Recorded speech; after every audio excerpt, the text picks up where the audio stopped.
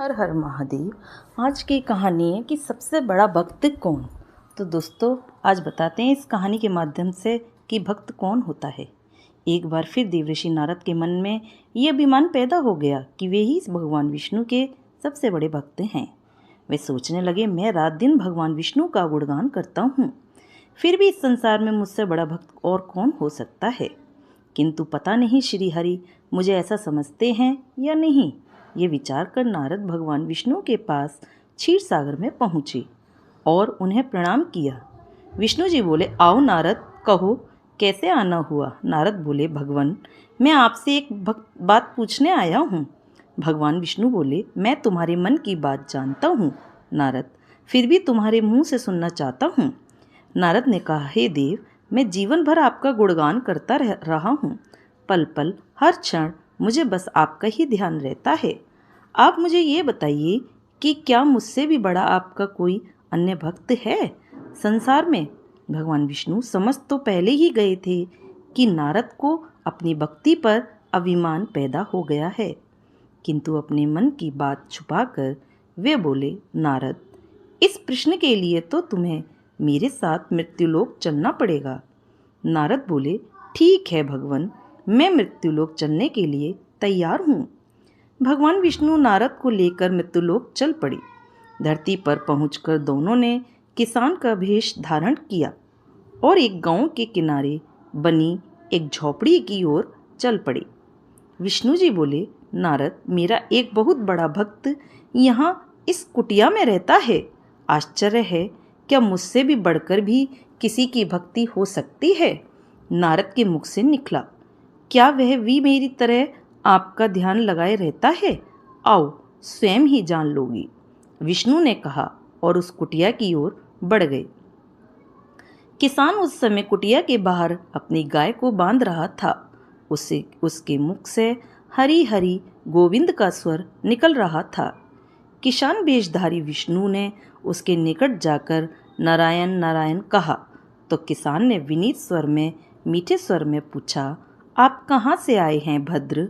मेरे लिए कोई सेवा हो तो निसंकोच बताइए।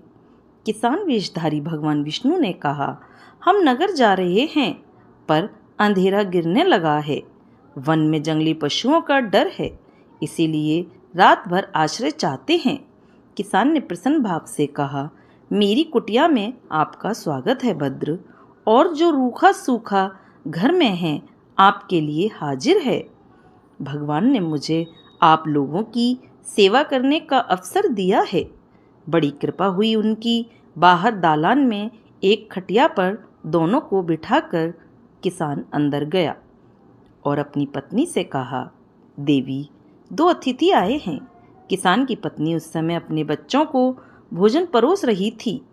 धीरे से आटे का बर्तन दिखाती हुई बोली, घर में इतना सा ही आटा है और ये बच्चे और भोजन मांग रहे हैं। किसान बोला, कोई बात नहीं, हम अतिथियों को भरपेट भोजन कराएंगे। तुम बच्चों को आज कांजी बनाकर पिला देना। नारद और भगवान विष्णु ने उन दोनों का सारा वार्तालाप सुन लिया या उनकी सारी बातें सुन ली। फिर भी परीक्षा के लिए भोजन की थाली पर बैठ गई। जब दोनों भरपेट भोजन कर चुके तो नारद सोचने लगे, ये सीधा साधा गृहस्थ भगवान का सबसे बड़ा भक्त कैसे हो सकता है। उधर श्रीहरि ने किसान से और भोजन लाने की फरमाइश कर दी।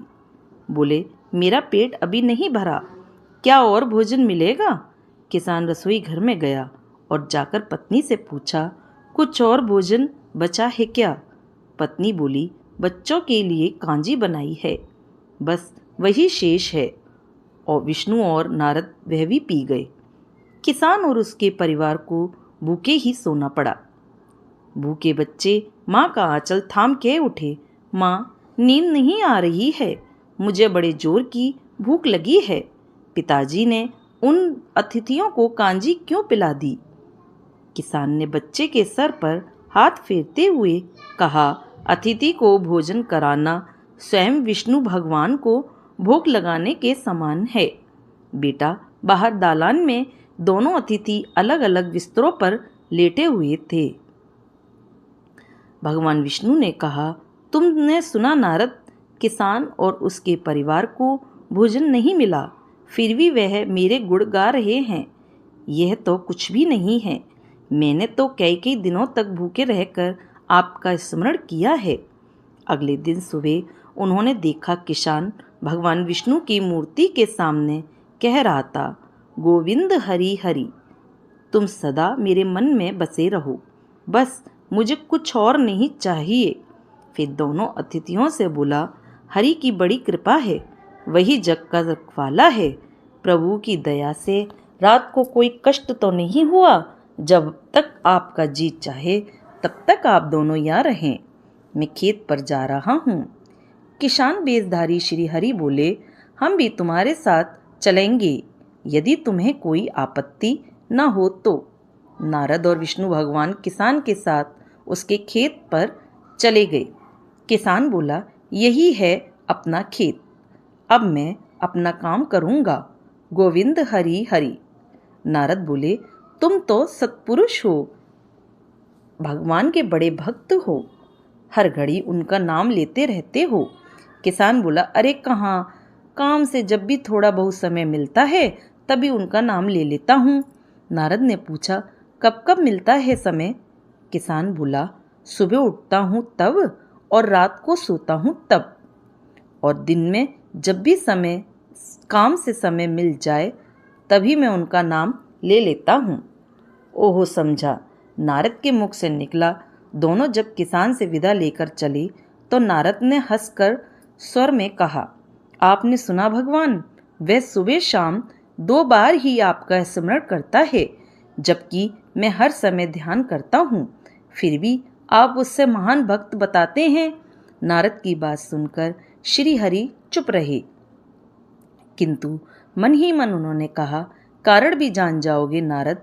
विष्णु ने एक कलश को तेल से पूरा लबालब भरकर नारद को दे दिया और बोले, नारद, इसे अपने सिर पर रखकर बिना हाथ लगाए सामने वाली पहाड़ी तक ले चलो। ध्यान रहे इस कलश में रखे तेल की एक बूंद भी जमीन पर न गिरने पाए। नारद बोले, ये कार्य सहज तो नहीं है। यह कहकर नारद ने कलश सिर पर रख लिया और पहाड़ी की ओर चल दिए। नारद पहाड़ी तक गए और लौट कर वापस आ गए। विष्णु बोले, लौट आए नारद, ठीक है, अब यह बताओ कि इतनी दूर जाने और आने में तुमने कितनी बार मेरा स्मरण किया है? नारद बोले, एक बार भी नहीं भगवान, करता भी कैसे, मेरा सारा ध्यान तो तेल और कलश की तरफ लगा हुआ था।